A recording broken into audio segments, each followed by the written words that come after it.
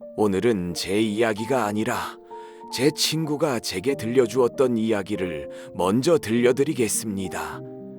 제가 이 친구를 실제로 만난 건 고등학교 2학년 때였지만 그 이전의 삶은 세월이 흐른 뒤에야 알게 된 이야기입니다.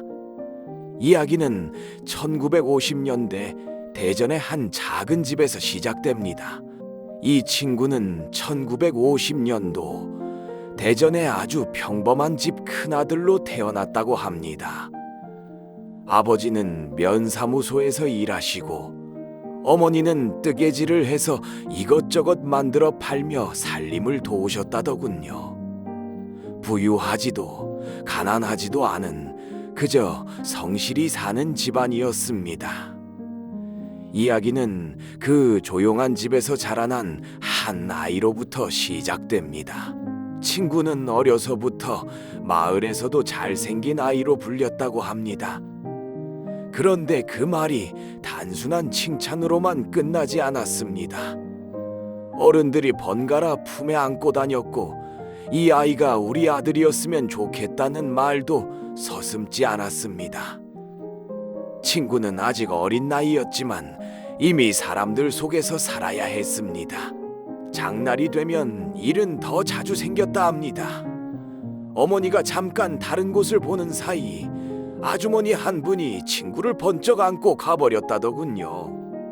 결국 아는 분이 따라붙어 겨우 데려왔다 합니다.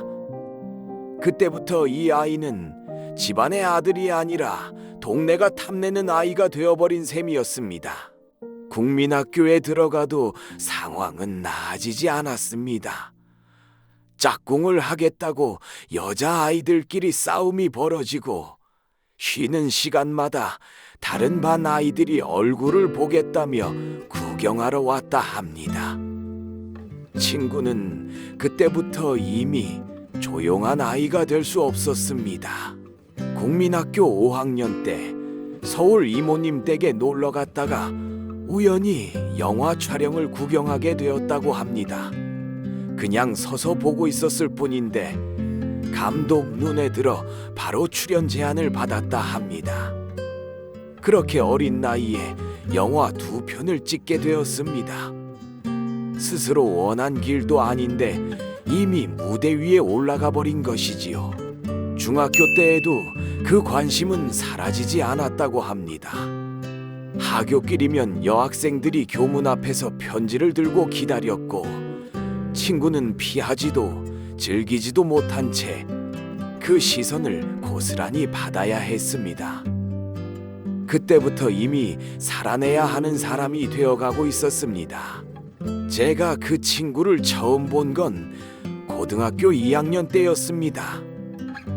그 전까지는 잘난 애가 있다더라는 소문으로만 들었지요. 하지만 직접 보니 단번에 알겠더군요. 이 친구는 내가 설명하지 않아도 세상이 먼저 알아보는 사람이었습니다. 친해지는데 오래 걸리지 않았습니다. 성격도 비슷하고 좋아하는 것도 닮았습니다. 다만 딱 하나 달랐던 건 세상이 우리를 대하는 방식이었습니다. 그 차이를 또렷이 느끼면서도 이상하게 그 곁이 편했습니다. 졸업을 앞둔 그 해 겨울, 우리는 서로 다른 길을 준비하고 있었습니다. 나는 일터로, 친구는 연기의 길로 나아가려 했습니다. 하지만 마음 한편에서는 벌써 같은 방향을 걷고 있다는 느낌이 들었습니다.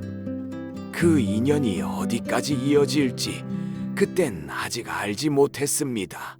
졸업 후 우리는 같은 해에 서울로 올라오게 되었습니다. 저는 작은 회사에 취직하기 위해, 친구는 연기를 하기 위해 올라왔습니다. 우연이라기보다 묘하게 예정된 길 같았습니다. 서로 다른 목적이었지만 같은 도시에서 다시 시작했습니다. 형편이 넉넉하지 않아 산동네 작은 방을 얻었습니다. 좁아도 둘이 같이 있으니 허전하지 않았습니다. 밥을 먹어도 둘이, 잠을 자도 나란히. 그때부터 우리는 말 그대로 한 지붕 아래 인생을 나누기 시작했습니다.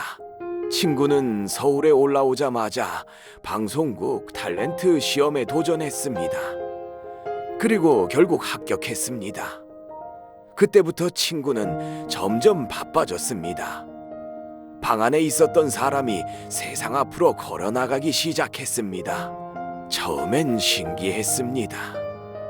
같이 자던 친구의 이름이 라디오에서 들리고 사람들이 알아보는 얼굴이 된다는 것이, 저는 여전히 회사의 말단 사원이었지만 옆자리에서 빛나는 사람을 지켜본다는 것만으로도 제 세상이 달라지는 기분이었습니다. 그 시절 저는 화려하지 않았습니다. 하지만 이상하게도 외롭지 않았습니다. 이 친구 덕분에 제 삶도 조금씩 바깥 세상과 연결되는 기분이었습니다. 그게 제가 처음 느낀 기분 좋은 동거였습니다. 친구는 점점 유명해졌습니다. 드라마에도 출연하고 이름이 오르내리기 시작했습니다. 저는 하루 종일 일하다 돌아와 좁은 방에서 그 모습을 지켜보았습니다. 같은 방 안에서도 친구는 다른 세계에 서 있었습니다. 전 그 당시 친구 덕분에 그때 유명한 여배우들과 방송국 앞에서 친하게 이야기하는 사람이 되었습니다. TV에서나 보던 배우들이 저와 친근하게 이야기하는 일이 벌어진 거죠. 어느 날 방송국 앞에 팬들이 몰려왔습니다. 카메라가 따라붙고 사인 요청이 이어졌습니다. 저는 조금 뒤에 서서 그 모습을 바라보았습니다. 같은 길을 걷고 있지만 서로 다른 속도로 올라가는 듯 했습니다. 회사에서는 제 이름을 아는 사람조차 별로 없었습니다. 하지만 친구 옆에 서면 다들 제게도 고개를 숙였습니다. 그 둘 사이의 간극이 커질수록 제 삶이 어디에 서 있는지 혼란스러워졌습니다. 그 시절 밤이면 우리는 다시 한 방 안의 두 청년으로 돌아왔습니다. 밥을 나누고 이야기를 나누며 웃었습니다. 세상이 다르게 불러도 방 안에서는 그냥 둘이었습니다.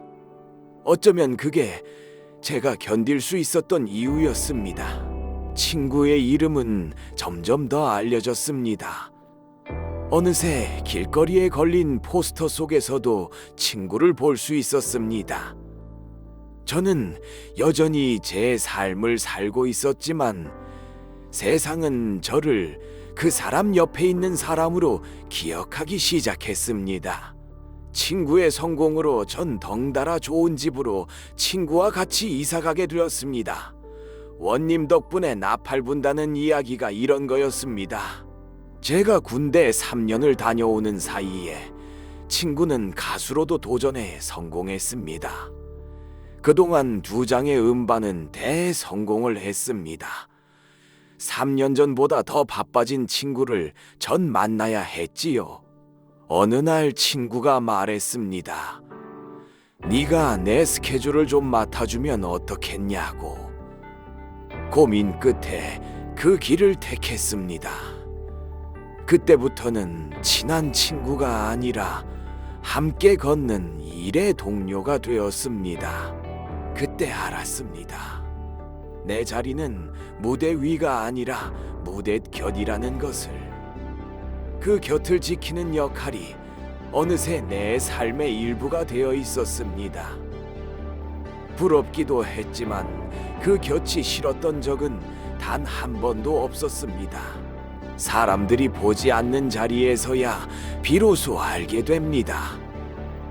빛은 언제나 그림자를 데리고 다니는 법이지요. 친구는 반짝였지만 그만큼 많이 고단했습니다. 저는 그 고단함을 제일 가까이서 본 사람이었습니다. 전 친구의 일을 도와주다가 자연스럽게 오늘날 이야기하는 연예기획사 대표가 되었습니다. 많은 연기자들과 영화를 만들게 되었습니다. 친구가 많은 도움을 준 게 컸습니다. 친구는 40살에 세상을 떠났습니다. 그때 저는 세상을 다 잃은 듯 했습니다. 시간이 흘러 지금은 전원주택을 지어 조용히 살고 있지만 그 친구와 함께 걷던 학교길을 오늘도 천천히 걸어갑니다. 그 시절 그 동행이 제 인생의 가장 깊은 흔적입니다. 긴 영상 봐주셔서 감사합니다. 구독과 좋아요는 다음 영상을 만드는 데 큰 힘이 됩니다. 다음엔 더 좋은 영상으로 찾아뵙겠습니다. 노을빛 라디오